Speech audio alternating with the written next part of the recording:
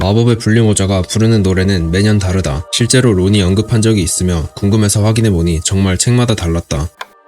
남자는 여자 기숙사에 출입이 불가능하다. 하지만 반대는 가능하다. 해리와 론이 헤르미온에게 급하게 할 말이 있어 여자 기숙사에 들어가기를 시도했고 실패한 적이 있다. 계단이 미끄럼틀로 바뀌면서 진입을 막는 마법 장치가 있다. 또한 지니가 다이어리를 되찾기 위해 몰래 남자 기숙사에 들어온 적이 있으며 헤르미온 또한 들어온 경험이 있다.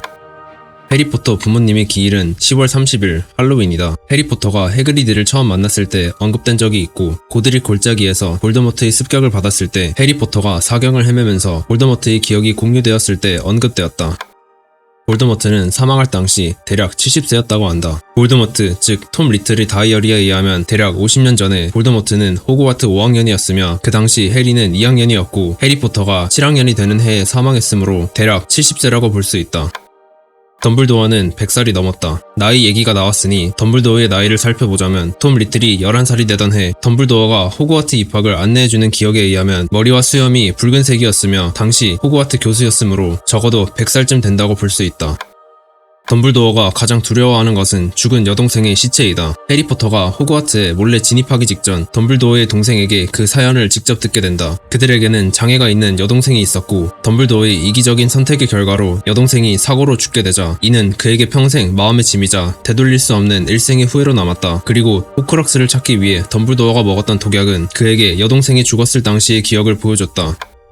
볼드모트의 호크럭스 중에 해리포터의 손에 파괴된 것은 단 하나이다. 호크럭스는 총 7개로 해리포터가 직접 파괴한 것은 다이어리뿐이다. 슬리더렌의 로켓은 론, 허플퍼프의 잔은 헤르미온느, 레이븐클로우의 티아라는 크랩, 뱀, 나기니는 네빌, 부활의 돌은 덤블도어, 그리고 해리포터는 볼드모트 본인이 파괴했다. 해리포터는 파이어볼트를 프리빗과 4번지에 두고 간다. 마지막으로 프리빗과 4번지를 떠날 준비를 할 때 챙겼던 물품 중에 파이어볼트는 없다. 호크럭스 사냥에 불필요했기 때문인 듯하다. 현실로 비유하자면 아끼는 람보르기니를 두고 간 것이나 다름없다.